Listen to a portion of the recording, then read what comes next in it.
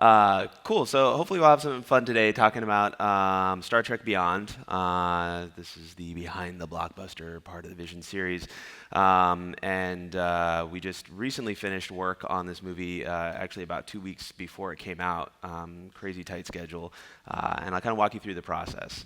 First, to introduce myself, my name is Kevin Baillie. I am a VFX supervisor and a CEO of a couple of companies because I'm a glutton for punishment. So before we get into talking about Star Trek, I want to give you a little bit of background on myself and then my company, and then we can kind of go into the show so it all makes one cohesive story. So to start way back at my roots, this is me that's me on the right, and that is my current business partner at my company, Atomic Fiction, Ryan, when we were 7 years old, growing up in Seattle, and being nerds at a garage sale. And we kind of bonded over a common love for movies like this, right? And I think, now in retrospect, it's obvious what they all share, which is visual effects and special effects. But we didn't really realize that at the time. And then we saw this movie. And I think, really probably most of you in this room that are my age, like in your 30s, 40s, early 40s, saw this movie as like an aha moment. And it certainly was for us. It was like, up until I saw this movie, I was 1,000% sure I wanted to be a lawyer. And then Jurassic Park just flipped it on its head. So thank you, Steven Spielberg, for saving me from a life of litigious servitude. So when we saw this movie, we went to our drafting teacher, who was running an AutoCAD class at our high school in Seattle. It was a kind of a forward-thinking public school in Seattle, and said, "Hey, we want to make dinosaurs. Do you have any software? Can you teach us how?" And he's like, "Well, I don't know anything about that. We just have a bunch of AutoCAD." But Autodesk did give us 2 copies of 3D Studio Release 2 for DOS. Here's the manual. Go knock yourself out. This was like before the Material Editor came out. It was Release 3. But we ate it up, right? And he let us take computers at home for spring break. And over summer vacation, we started making videos for high school assemblies. And they actually were pretty terrible. And then they started getting a little better. And they got good enough to get us noticed by Microsoft. And Microsoft said, "Hey, would you guys like to do sort of like a school to career thing and come work with us?" And we said, "Yeah, that's awesome. 16 years old working for Microsoft. We'll do it."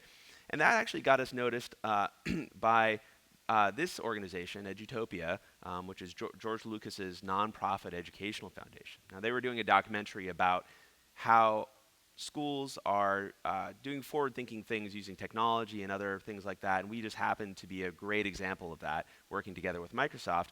So Robin Williams narrated this documentary. It's called Learn and Live, and we were one of 6 schools that was featured in it.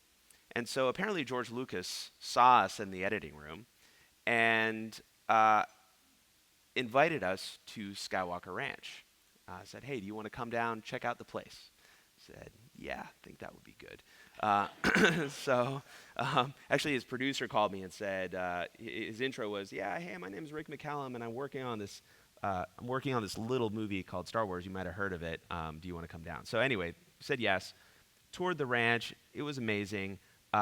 And toured ILM as well. It was amazing. Got shown around by like Dennis Muren and Rob Coleman and like the guys that we'd only seen on TV at that point were our heroes. And we came back and we were like, we need to work at Lucasfilm. Like, we have to work, if not there, in this industry. So we went away and we'd seen the early stages of the pod race in Star Wars Episode 1 and decided to make a video that was kind of like that, but not enough like that to get us in trouble, to prove how awesome we were and that we deserved this job. So I'm going to show you an embarrassing 30-second clip that we did in 3D Studio Max Release 1 for Windows. And we didn't even know what roto was at the time, so we did all our roto in 3D, and our camera match moves are by hand and stuff, so it's really bad. But the idea is that all the classes of the school are competing against each other with these hovercrafts in the floors behind the school, so the freshmen, sophomores, juniors, seniors. So anyway, I'll just run this clip. It's terrible.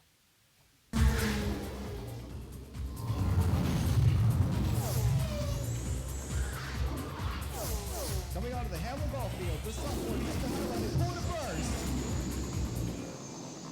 But he clips the ring. Sophomores are out of the race.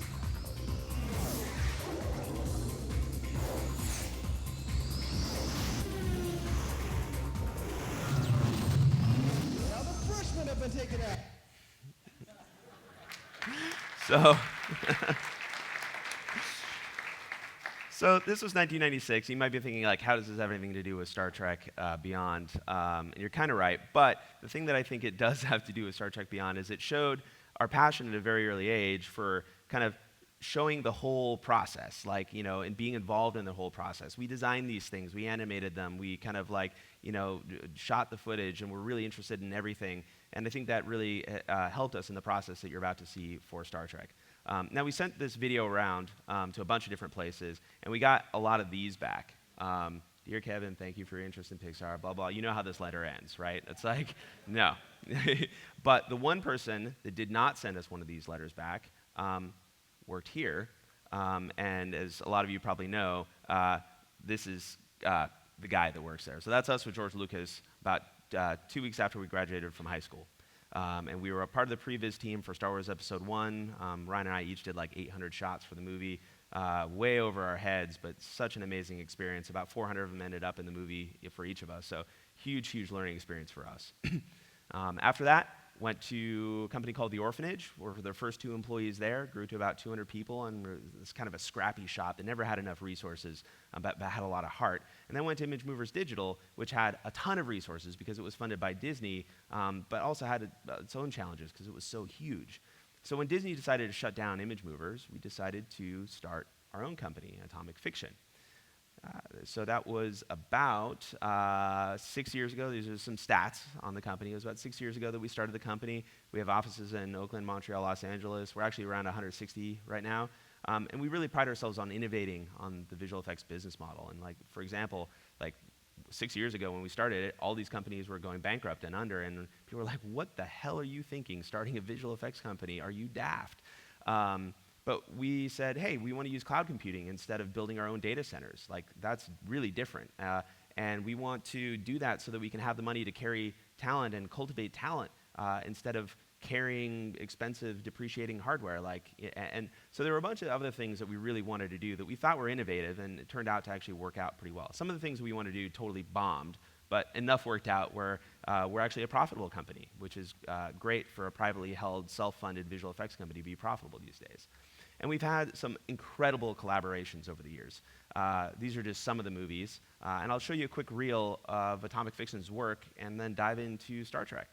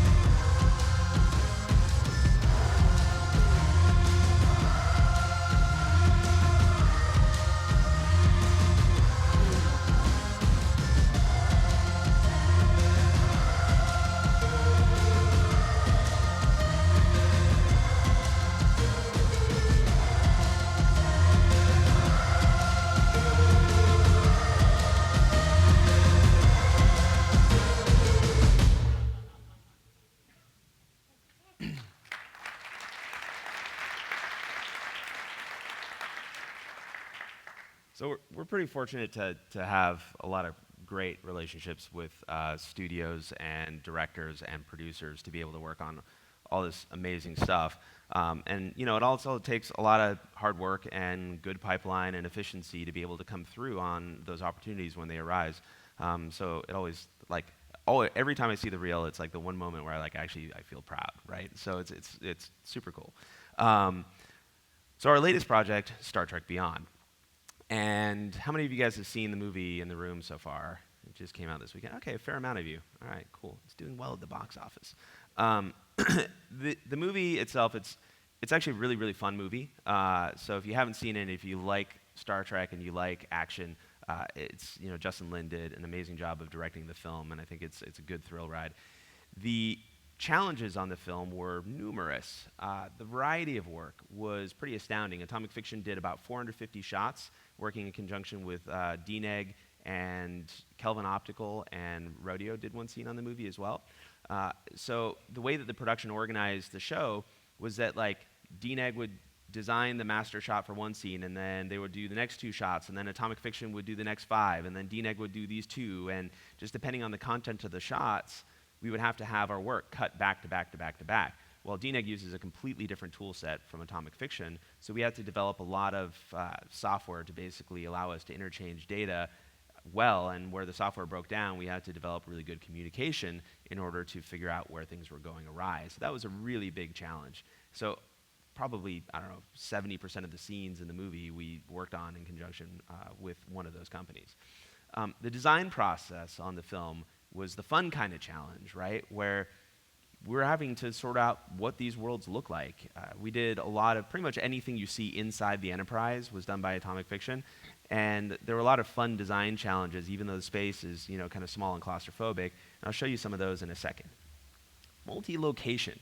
As I mentioned, DNEG and ourselves and Rodeo were all involved, and we have offices, just Atomic Fiction alone has offices in Oakland and Montreal, and we work with subcontractors for things like Roto and Matchmove in places like Florida and Nepal and China and India, so really kind of globally distributed. And then we had DNEG, who has offices in London and Vancouver as well, to work with, so it was a pretty much all the blue dots are where work was done, and I'm sure there were other places I don't even know about that the work was being done, and it's really all over the world.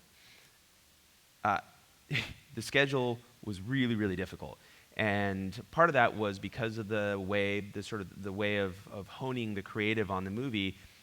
Once JJ and Justin had a chance to really start working together, once Star Wars came out, they had a bunch of really, really great ideas of things that they wanted to do slightly differently, and so a lot of the work couldn't start until very late in the process.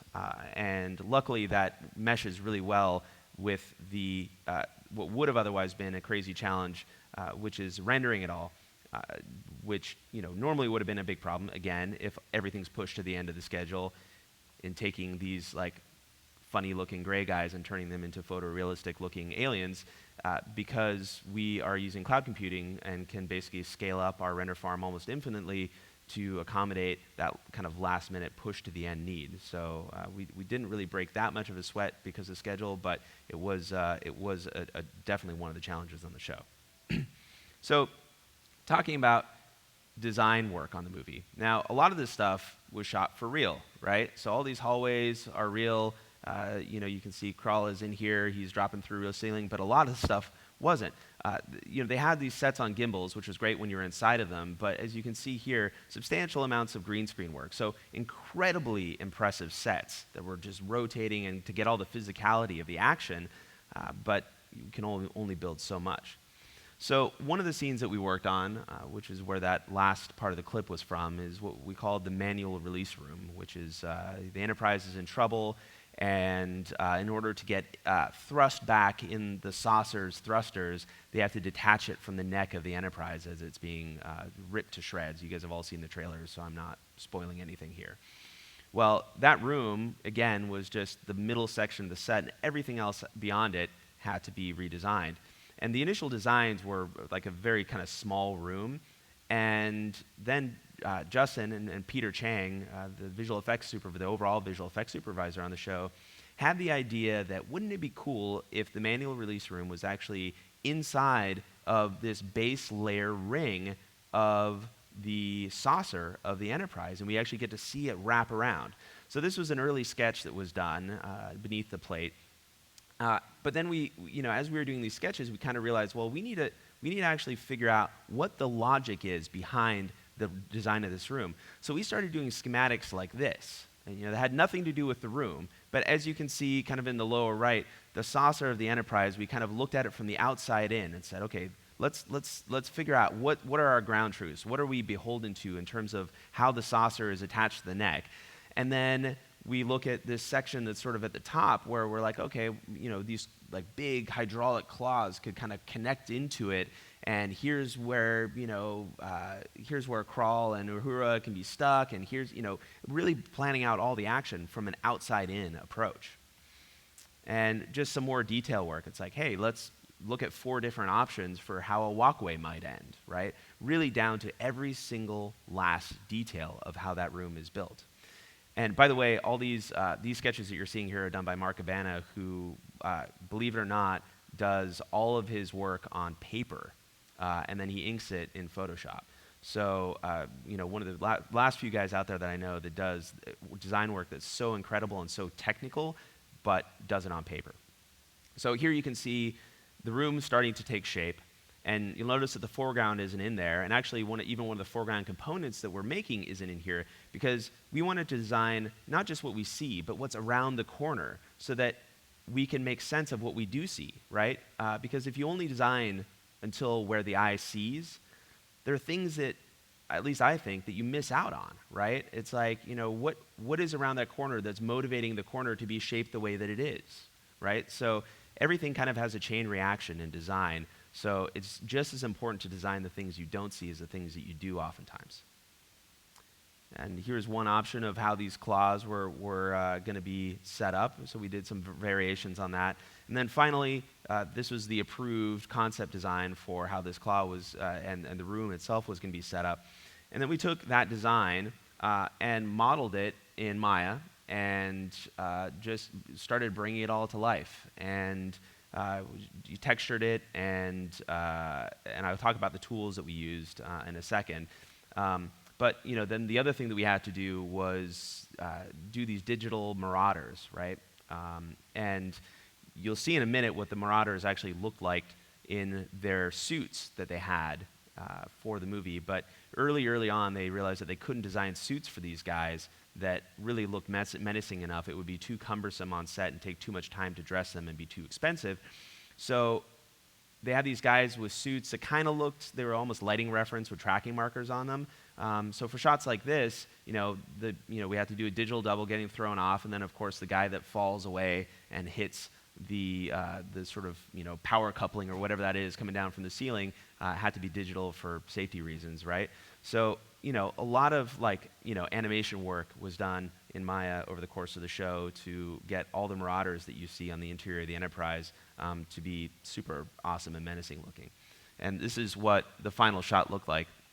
And as you'll kind of see as a theme, this scene is quite long, so you do get a lot of screen time for the environment that we designed. But a shot like this, that you park on a still frame and all the design is evident, when you see it in the movie, it goes by almost in a blink of an eye, but it's a good blink, right? And and that's like one of the things I think with design in movies that is sometimes overlooked and oftentimes not, thankfully, in our industry, is that attention to detail, especially when it comes to design, is something that you feel as much as you see. And I think that's a really important lesson that I learned earlier on in my career, where if you pay attention to something that is on frame for 4 frames, it can actually have a substantial emotional impact and an impact on the believability of everything. Here's another example of a design that we did for the interior of the engine room in the Enterprise. Now, for those of you that saw Star Trek Into Darkness, and there were actually shots on our reel about this, but the engine room in Star Trek Into Darkness was actually, I think the first couple shots and maybe the last shot were filmed in a Budweiser factory. Like literally, they were making beer, and there were these giant chrome containers that we had to do set extensions behind that were the position of where these catwalks that they were running around and falling off of and all this kind of stuff, right? So for this movie, they just did not want to do that again. They said, well, we want to take this sort of like industrial design inspiration from that, but we don't want to do it in a Budweiser factory again. And by the way, we don't even really want it to look like a Budweiser factory because that's getting kind of old, right? So how can we take that concept and make it cool? So what you're seeing here is, again, the start of this sort of like outside-in approach for design. We said, okay, well, we know we kind of need to be in the same design theme, and we know what the Enterprise looks like from the outside. And from the outside, the back of it, we're going to assume that the engine room is kind of like in the back of the ship, and the back of it has these like, the giant nacelles that are connected by these two posts in a V shape. And what would it look like where those things actually hit the fuselage of the Enterprise? And then, so if you look up on the upper right, the utmost upper right and the upper left are these sort of almost, they're these kind of like pod type devices that are where the nacelles connect. So again, it's an example of how the exterior of the Enterprise and the thought of kind of deconstructing how that would affect the interior played out in the design of the engine room, where now we actually get to see where the nacelles connect and how that functions mechanically within the engine room. And here it is with the foreground laid over it. And this is just another funny example. So this is actually looking in the other direction. This is just a raw 3D render that we did of the room. And it's hard to see here, but the neck, you actually see where it ends. And the final shot, again, this particular one is an example of like all that stuff gets defocused and has sparks on top of it and all that stuff. But you watch this scene and it feels coherent and it feels familiar and it feels cool. And besides, I just love like the fact that it's like, oh yeah, we just designed the part where the nacelles connect. That is super cool, right? So there's a lot of like artistic satisfaction in that as well. There were tons of other designs that we had to do for the film, and again, kind of going down the design work route. Design is all about giving options as well that are all well thought out. So this is one option for the actual shuttle. Here's another few options for how the shuttles could be designed in sort of this world, and a lot of these were kind of seen flying around in the Yorktown environment. So we just kind of put a lot of thought into this stuff and really try to make it all cool, even though that none of them were really super hero in the movie. The one design that we did do that was pretty hero in the movie outside the Enterprise was Clara's ship, and there were about 15 versions of this or something that we did, but these really cool shapes, and we got to design how the thrust worked and all that kind of stuff, and just like so cool and creatively satisfying to be able to be involved in this process. The other thing that's like not super duper obvious in the movie when you watch it is the thing I kind of already explained. I jumped the gun on explaining it, but these Marauders, right? They, you can see here that the costumes, they don't look super great because they weren't really designed to survive into the final film. They're always meant to be augmented, which is why they're covered in white tracking markers. So what we ended up having to do is essentially match-mate digital versions of these characters on top of the real guys. There was no motion capture information, and sometimes there were witness cameras, sometimes there weren't, and really create believable-looking Marauders to go on top of them. Now, DNEG did the initial design and the model for these guys, and we ended up taking that and retexturing it, relook deving it, and rendered it all in using V-Ray. Here's another example of these dudes being match-mated, and then our final renders. So they really had to integrate with the environment, but having the real dudes there in the suits with the tracking markers on it helped us to create believable digital counterparts there. And a lot of people actually that see the movie that I tell that we did this, they're like, oh, I had no idea. I just thought that was guys in suits. And it's because they move like real guys, because they were real guys moving. And it was just, it's actually kind of like, I love stuff like this because on some movies, there would just be like this insane, heinous mocap setup to get these guys. And it would be like, infrared cameras everywhere and all this stuff. And, I think Peter on this movie realized that they didn't have time for that. And by the way, they didn't really need that. So yeah, it was a little bit extra effort matchmaking these guys. But at the end of the day, I think the shots and the freedom that they had on set was a lot better because it was sort of an unintrusive process while shooting, and the end result looks every bit as good as motion capture. I think, anyway. Hopefully you guys agree. So talking about the tools that we used to do all this work, and by the way, there's like tons of other stuff in the movie that I haven't been showing. There's digital plant life on the surface. There was, which we, by the way, I had to render it all deep using deep compositing because of how the trees all stacked up with one another. There's a scene where there's a big metallic liquid bowl that he puts his artifact in, and all this CG liquid kind of like goes and covers it and does all kinds of cool stuff. And so really, really big variety of work. And to do all that work, we had to use a pretty diverse tool set. And these are just sort of the primary tools that we used in the making of this film. And you'll notice that there's quite a variety, right? I mean, we got Maya, which we use for all the modeling and animation. We have Nuke for the compositing. Katana was our primary lighting and rendering tool, along with V-Ray, and Mari for texturing. And you'll see that Shotgun's in the middle because it is what ties everything together for us. It does production management, it does asset management, makes sure that things flow smoothly from one tool to another. And that is especially important when we're working cross-site. So you can imagine that a studio like ours, right? So I'll kind of put the stuff of like working with DNEG aside, because that obviously has a lot of challenges, and we had to build mechanics that heavily leverage the information in Shotgun to collect the right files, all the approved files for anything that we were sharing and sending it along. So Shotgun's, the statuses in there, the fine-grained control of assets was huge there. The place where Shotgun sees even more use in terms of working cross-site for us is that we have about 50 artists in Oakland, and we have a little over 100 artists in Montreal. And a lot of times they're working on the same shot. We have a lot of talented animators in Oakland that were working on the show, and we had a lighting and rendering team that was working in Montreal. So, you can see it's like, yeah, different parts of the process, but you got to get the animation caches from one place to the other and do it quickly. I mean, we're doing like I said, the schedule on the show was crazy, right? So we're doing like really quick turnaround stuff, and the lighters are expected to be rendering at 5 minutes after the animation is final, like literally, right? So how do you do that? Well, Shotgun knows where an artist is working, and Shotgun also knows what the different steps in the process are. They know about animation, they know about lighting, all the steps that are important to us. So when we check in a animation cache, our pipeline goes and it renders, creates a render of this animation, and it sets it up as ready for review. We go and review it, and the second that I say approved, it kicks off a synchronization job.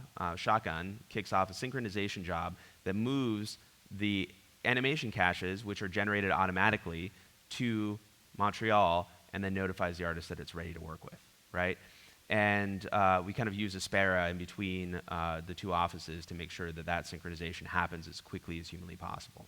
So there's actually a lot of, like, when you're working on 300 or 450 shots at once, and then we have another like 600 shots going on other shows at the same time, there's a lot of chatter going on. So it's really important that that approval process and knowing which stages need to be synchronized and which don't is all very finely controlled, and Shotgun really allows us to do that incredibly well. The one tool that was on that list that you probably didn't recognize was the one in the lower right, and that's Conductor. And I want to talk to you a little bit about that, partially because it's really cool, and partially because I'm selfish and it's my other company and I want you guys to know about it. So Conductor was originally actually developed at Atomic Fiction to, as I mentioned before, one of our primary directives, since we're talking in Star Trek terms here, was that we were going to render in the cloud, right? We weren't going to build our own data centers. And we tried various commercial solutions for doing that and various service providers, and didn't really have the success that we needed when we were scaling up, right? So we said, all right, cool, we got to build our own. We need to have control. We need to build our own. And by the way, like the dream of the cloud, and I'll kind of like talk about why the cloud is important, right? Because I'm sure everybody here has heard a lot about cloud during this conference. But for me, the reason that the cloud is important is mostly these 6 things, right? One is that it's flexible. And by flexible, I mean that during the course of a production, you really want to be incented to work the way that your production wants to run, right? So Deadpool was a great example of this, right? Some of you might have seen the talk that one of our guys did, or a few of our guys did on Deadpool on Sunday morning. But Deadpool, this whole opening freeway chase scene was done at Atomic Fiction. And of course, we had to build a full digital city, all these digital cars, digital characters, everything was CG, right? It was basically like an animated scene with a few elements peppered in through it. And that's a massive amount of asset development, right? But what we were allowed to do, thanks to the cloud, is we were able to like render first, middle, and last, and do turntables, and really like, hey, it's not ready yet, it's not ready yet, it's not ready yet. And then once all the asset development was done, bam, render it all, right? And you just never would be able to do that in a normal on-premise render farm scenario unless you had just like a huge amount of farm sitting there waiting for you, right? So the flexibility that I'm talking about is instead of having your production have to fit into your infrastructure, have your infrastructure fit your production's needs when it needs it, right? So that flexibility is really important. Massive scale is another thing that the cloud solves, right? Because if you think about it, like the cloud, like it doesn't matter, like number of machines doesn't matter, right? What matters is how much computing you have to do. And when you start thinking about it in those terms, it's a profound paradigm shift in how we work. Instead of having 100 computers and it taking 10 hours, you should have 1,000 and have it take 1, and it'll cost the same, right? So scale, it's like a big, big thing. Better economics. You know, some people, like a lot of people will do the math and they'll be like, oh, yeah, cloud's too expensive, right? And if you take into terms, if you try to fit cloud into the box of local traditional infrastructure, yeah, that's true. But Atomic Fiction is repeatedly seen again and again and again. The cloud is about half as expensive on the shows the way that we use it. It might be more expensive for animated features. There's all kinds of scenarios in which it could be more. For us, it's always been less. Security, that's a big one.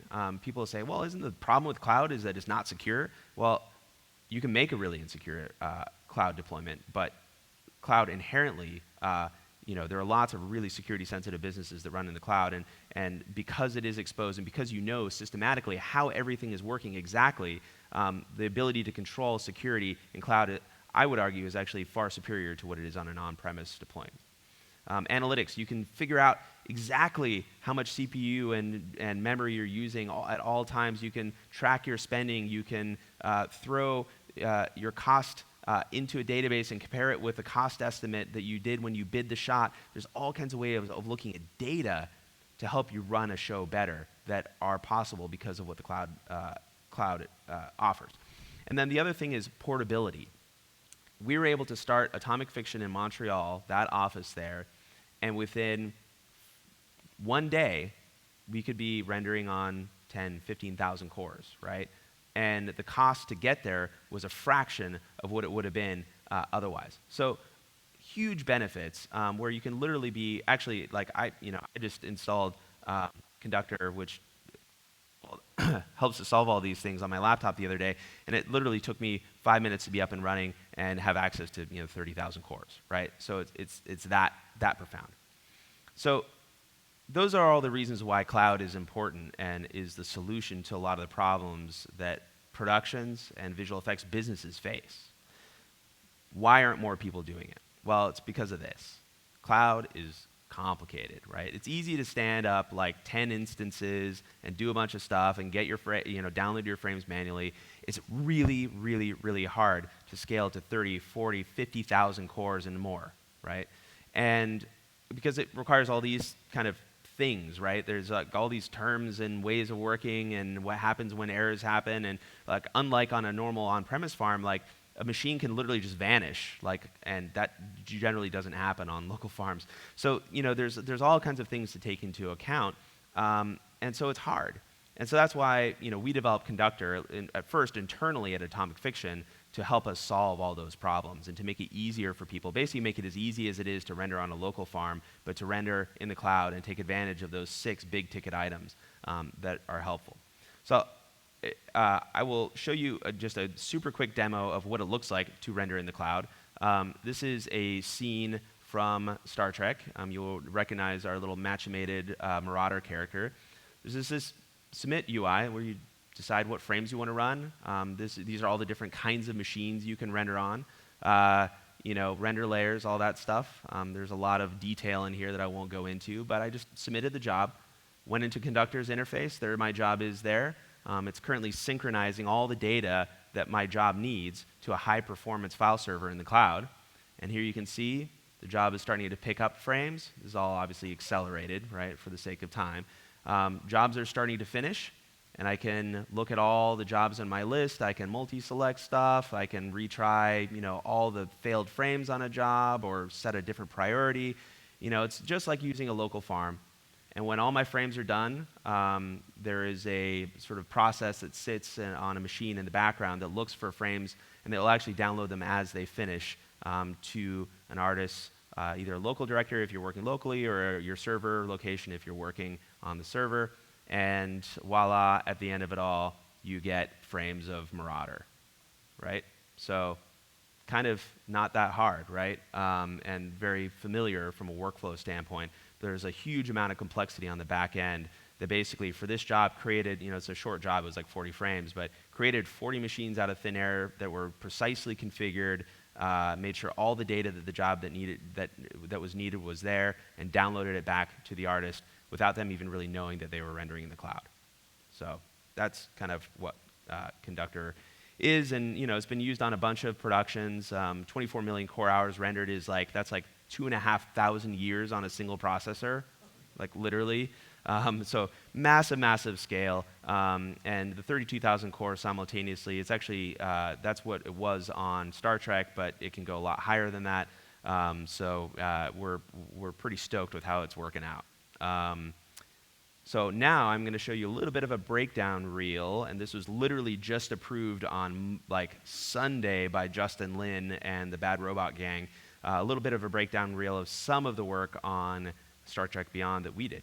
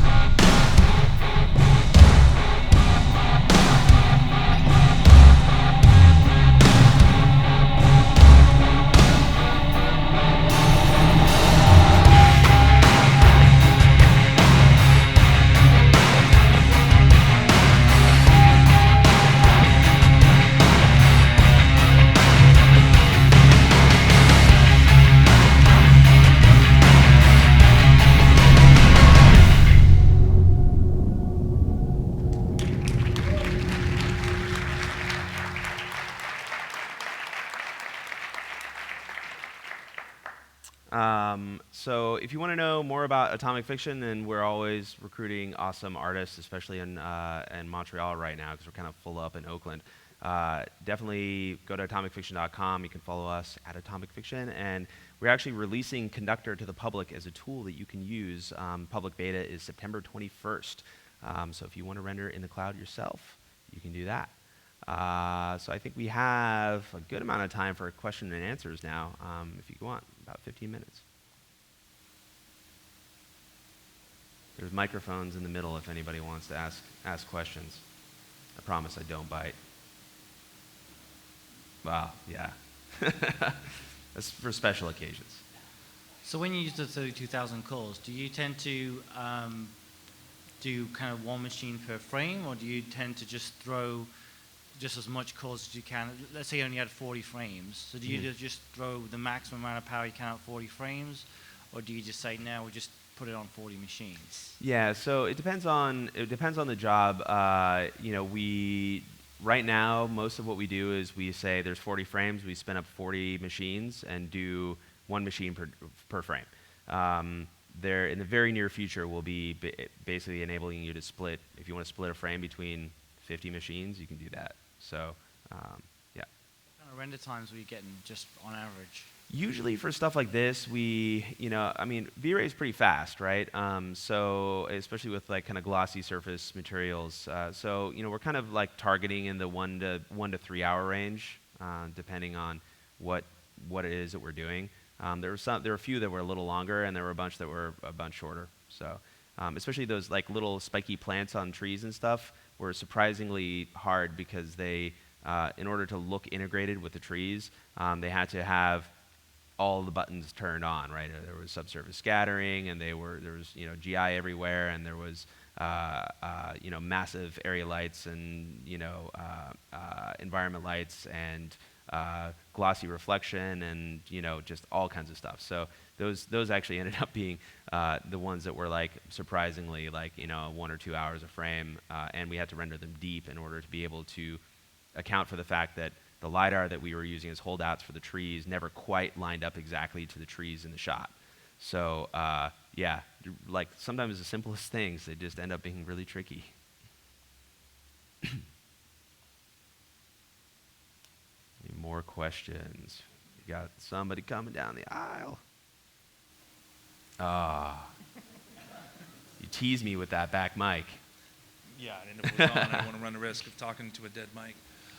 I have a question regarding the part where you have the Marauders coming in. You had to overlay the 3D models on top of the actors. You said there was no markers, and you match moved. Yep. Their performance exactly. Can you explain a little bit about that? How did Yeah, you do so that? they, if you look at the costumes, they actually had like little, I'll show you here. They had little marks on the costumes that even though that they were, as this pauses here, hopefully you can see. So you see the guy in the middle, he's got like little white dots painted on him. So we were able to use those as sort of a consistent visual reference where the key body parts were. Peter and his team kind of went and made sure that those were placed, so we kind of knew the basics of the information. But then, the teams just basically went in and basically hand animated based on where they saw foot contact points. And also, if we had reference cameras, we would sort of be able to triangulate where they were in the shot. And if we have reference cameras, we actually match move 3 cameras so that we can see from 3 different angles where the character is in space.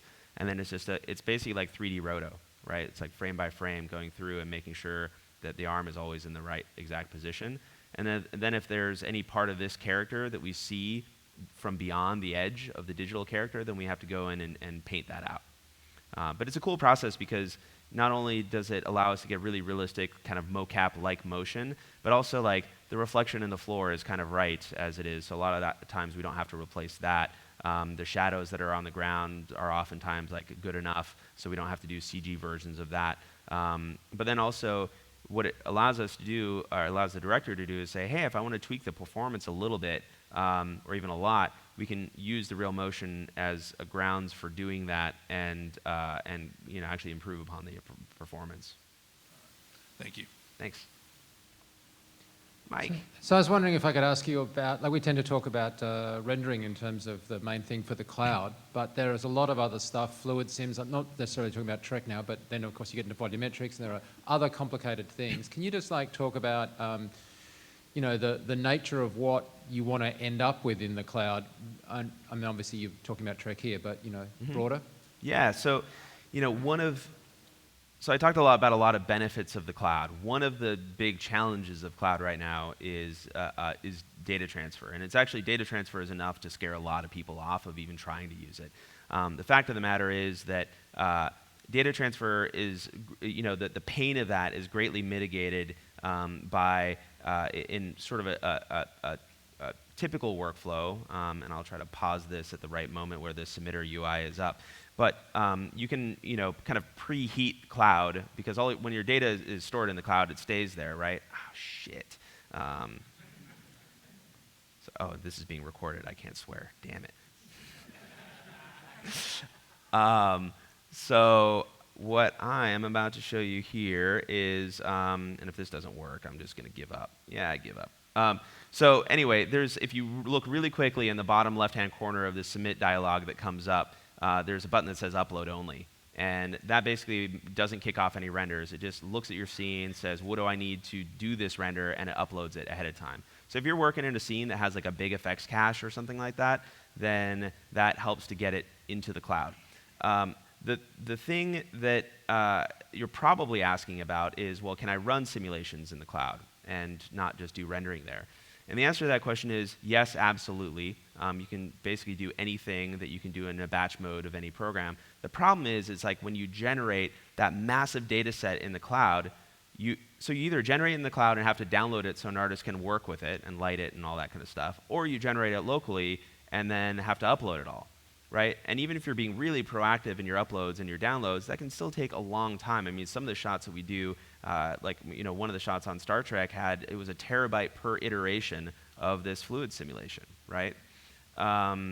And that gets untenable even if you have really, really fat bandwidth. So we're kind of looking for solutions for that in the future. You know, there's instances where you could generate your cache in the cloud and then interactively working in Maya or whatever tool you're in, have it selectively download frames as you jump to them and allow you to preview renders that way. So being a little bit smarter about what gets transferred and when. But ultimately, the right answer to that question is just don't transfer data at all, right? The ultimate vision of all of this stuff, and rendering is just the hard part of it, the big, you know, kind of the big bear of it. But I think the dream is workstations are in the cloud. Your desktop is just a bunch of pixels that's being streamed to like a little, you know, $50 device that's sitting under your monitor. And once we get there, and we have the ability to have the entire pipeline and the entire workflow in the cloud, then we get to realize some really amazing benefits of what cloud has to offer, and we won't be held back by data transfer. So I think that's probably, you know, 3 years away. It's coming though.